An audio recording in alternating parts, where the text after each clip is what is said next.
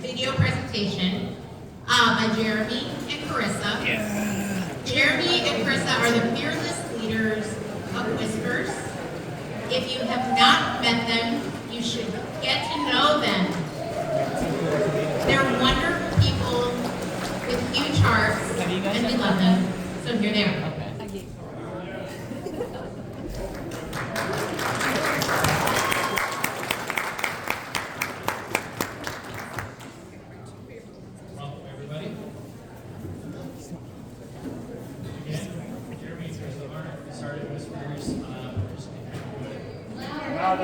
Okay, we're just going to give kind of an update or a quick summary story of Whiskers history. So, but first of all, I want to just thank everybody out here who came out tonight. It's great to see a full room with everybody coming out to spend their evening with us and just supporting Whiskers. And as Dr. Heyer mentioned, we wanted to thank our sponsors again. All the sponsors, if we didn't have them, this wouldn't be possible. We have our top cats, Royal Canin, Honey Hollow, Fiesta Mexican Restaurant who provided the food, Outback Steakhouse, and St. James Celebrations who let us use their wonderful venue tonight. You can see there's a QR code on your table that has a link to the program that has the list of all the other sponsors that we got for this year to really help us out. All right, so we're going to take turns talking tonight, and I really just sometimes have a hard time believing that this idea for a nonprofit organization began 9 years ago.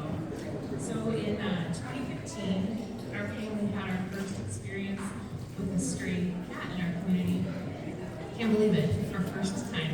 So our boys, they had basketball practice at the school, and as we were walking back to our car, we saw a cat that was running across the parking lot, but she was dragging her back legs. And it was getting dark at that time, and then the cat just scampered off into the timber.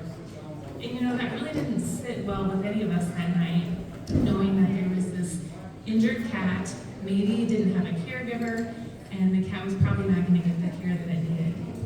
So the following morning, I stopped in at the school, and I talked to the secretary there just to see if I could get any more information about why there was a cat in the school parking lot.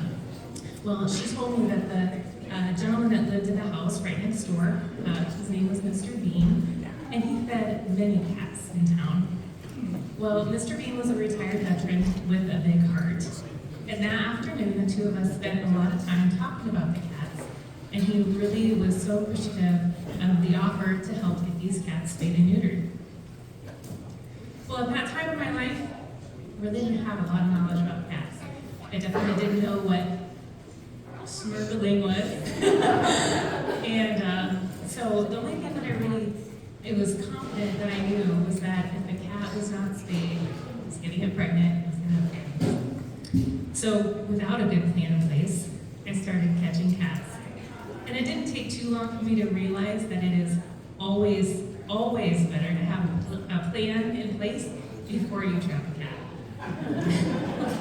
So looking back, I can clearly see that compassion got in the way of common sense. And I hadn't thought about where the cats would stay, how to safely handle those cats that were scared, or even the limited availability of spay and neuter appointments. So as you can see there in the pictures, our family has an outbuilding on our property, excuse me. And so we put together some safe places for these cats to stay, because remember, I was just out catching cats with no plan in place.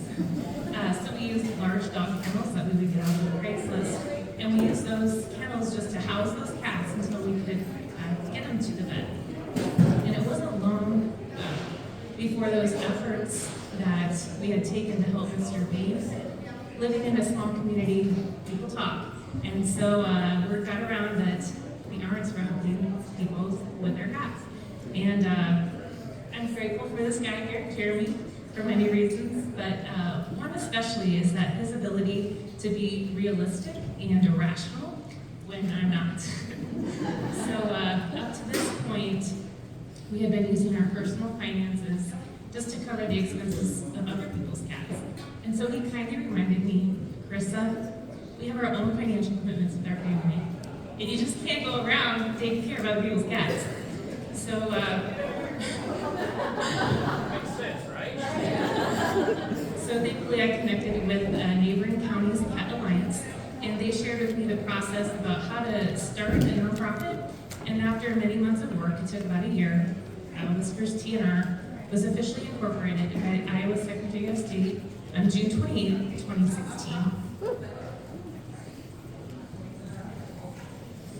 So there was definitely a lot that we needed to learn about community cats and how to deal with them.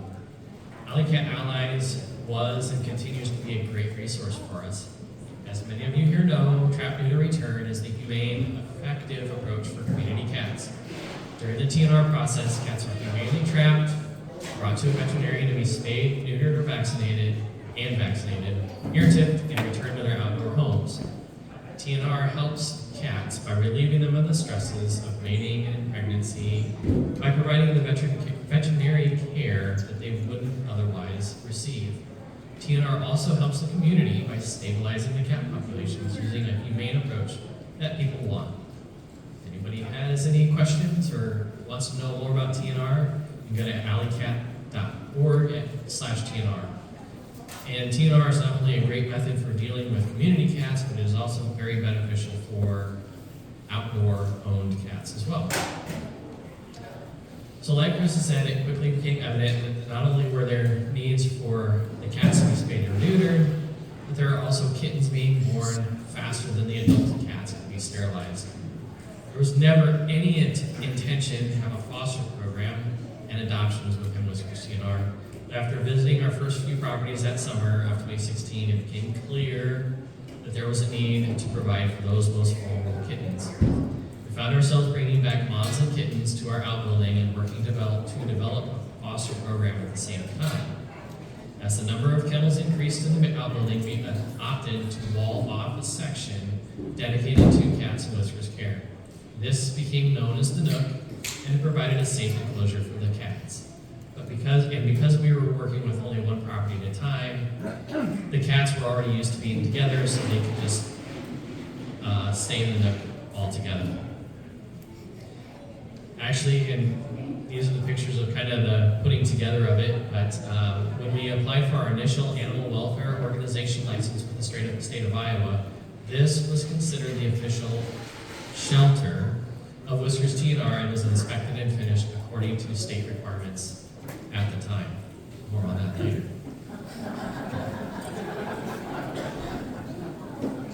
We didn't know what we didn't know, but we quickly realized that just because the cats were comfortable together in that nook didn't mean they were really comfortable with us being in there too. There were challenges when it came time to get the cats into individual carriers, to transport them to their vet appointments, to get spayed or neutered, as they had free range and could run around and, as you can see, climb the walls. It was being Iowa, it's hot in the summer and cold in the winter. The building was a nice new building, but we didn't have electricity, heating, or cooling in there. So we had extension cords running from the house to have fans, swap coolers, cooling mats in the summer, and heated beds and heated water dishes in the winter. The Nook was really only used for that one season for cats from 2 TNR properties. It was about 30 cats that we went through there. What we thought was going to be a good housing solution left us wanting more. So for a number of reasons, but finances really being a major one, there wasn't an ideal place to house these cats. And so why not? We started using our garage in our house. And so we set up kennels in our basement, as you can see there in the picture, and then the other one shows a bank of kennels in the garage. So in 2020, the state of Iowa had some changes to the rules surrounding animal welfare. And one of those changes that affected Whiskers was that the animals needed to be housed in a temperature-controlled environment. And the only solution at the time was to have every cat in Whiskers care in a home. Well, let me tell you, Whiskers has a great team of fosters. But in general, we don't ask fosters to take in cats that are known to be ill or have a parasite burden or hasn't been to the vet yet. So what that meant for Jeremy and me was that every cat would have to go through the intake process, where do you think? In our home. So sometimes cats would stay with us until that initial vet appointment could be completed, and other times fosters would be willing to take them after treatment for fleas and other parasites had been initiated. So I think these pictures up here really show how real it was for us. This is our kitchen, and this cat was getting IV fluids. The sink, I don't know if you can see the color, but you can see that the water is not clear. This cat was ridden with fleas, and so washing them off, you could just see the blood red water. So we both knew that having Whiskers cats in our home, it was not going to be a long-term solution, just not really compatible with life. So this really brought us to a crossroads, and we really had to consider either scaling back or going all in. And we really felt strongly that Whiskers had made a difference, and we knew if we opted to move forward, there was going to be a lot of time and a lot of expenses involved. So we sat down and we reviewed the numbers from 2016, partway through the year 2020, and we realized that Whiskers had made a difference for over 600 cats to be spayed or neutered. That's really exciting to me. And so we just didn't want to quit. We wanted to keep going. So then in 2020, we took a leap of faith and decided to build a space that would meet requirements of Iowa law to house Whiskers cats prior to them being placed in foster home and to hold cats from TNR properties before and after their spay-neuter surgery. In the summer of 2020, groundwork was started, septic was placed, and design work for the Whiskers building was taking place. Our world was dealing with COVID at the time, and there were so many unknowns, including the supply chain for building materials. A story was submitted to the Petco Foundation's 2020 Holiday Wishes campaign by Dr. Lonnie Ellsworth about a cat named Bumble, who lives at her house now. This story was selected to be winning submission and earned Whiskers TNR $25,000 and national attention. This campaign award provided the confirmation needed to move forward with that, with including a dedicated surgical suite within the Whiskers building. Over the course of the next year, the Whiskers building began to take shape. We worked with a local contractor to get the final design done and procure the manpower for completing the interior. Whiskers HQ was born. As you can see, it was a long process. There's some just kind of, that's more almost finished internal work. So this picture here shows the dedicated Whiskers building, and that is home to cats from the time of intake until they transfer out into a foster home, or for holds prior to a spay or neuter appointment for a community cat if for some reason the caregiver cannot house that cat themselves. And one side of the building holds 12 kennels, so it's not very many, but it's 12 kennels that are not in our home. And the other side of the building is equipped for spay and neuter surgery. It's just kind of overwhelming to see it all come together. So these pictures show the surgery room, and it's equipped with a surgery light, a heated and adjustable surgery table, oxygen concentrators, and anesthesia machines, monitors and the supplies needed, medications needed, instruments to complete spay and neuter for cats. We also have 2 incubators, which allow for the care of orphaned kittens, as well as provide an oxygen source and nebulizer treatments for cats needing some additional support. In May of this year, we did our first spay and neuter day at the Whiskers building, and that was something truly to celebrate. Every month since then, there's been one Saturday that veterinarians, vet techs, and vet assistants, volunteers, they show up and they're there to spay, neuter, and vaccinate cats that are in Whiskers care, or they're from the properties that we are working to TNR. On average, 10 cats are done each month. It seems the number of cats needing to be spayed or neutered has outnumbered the availability of affordable and quality surgery appointments. We hope to spay and neuter and vaccinate at least 120 cats in the Whiskers building in 2025. Tonight, we'd like to share this plaque, which will be hung in the surgery suite of the Whiskers building, the Dr. Lonnie Ellsworth DVM Surgery Suite.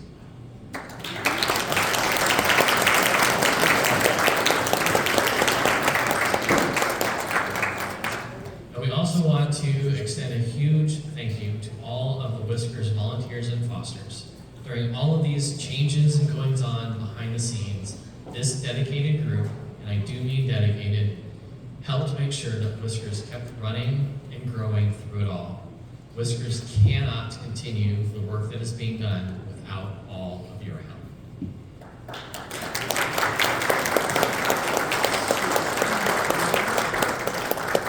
So since 2016, Whiskers TNR has coordinated 1,686 spay-neuter appointments, and we have adopted out 908 cats into homes. And I'm extremely proud of those numbers.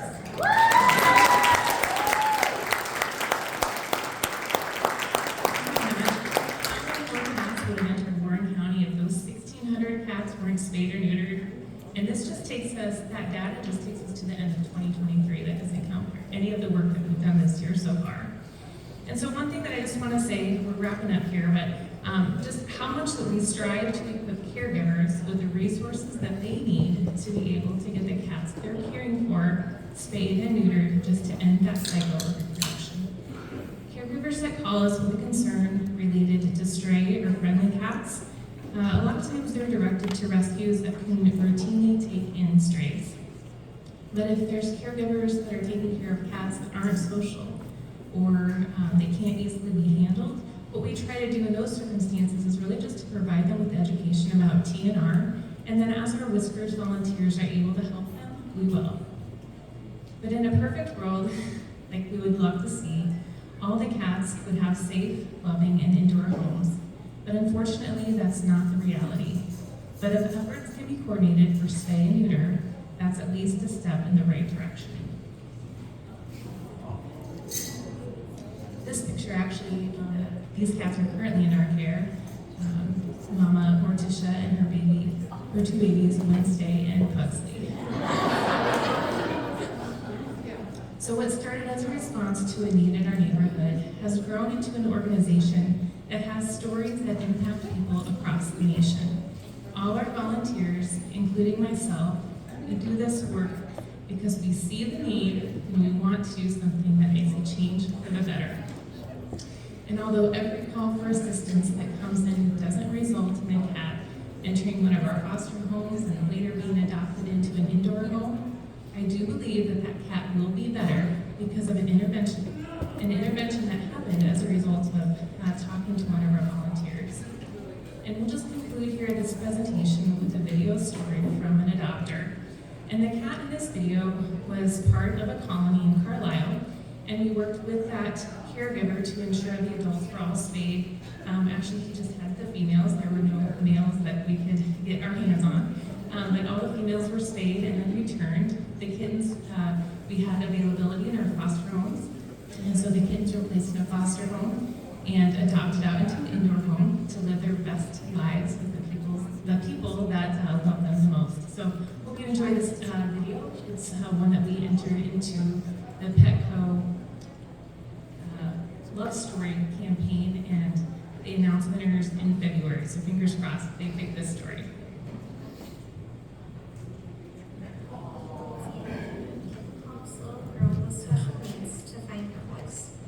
When we adopted Bitsy, a little black kitten, in May of 2023, we were hoping she'd become a furry friend to our two young daughters as all three of them grew up.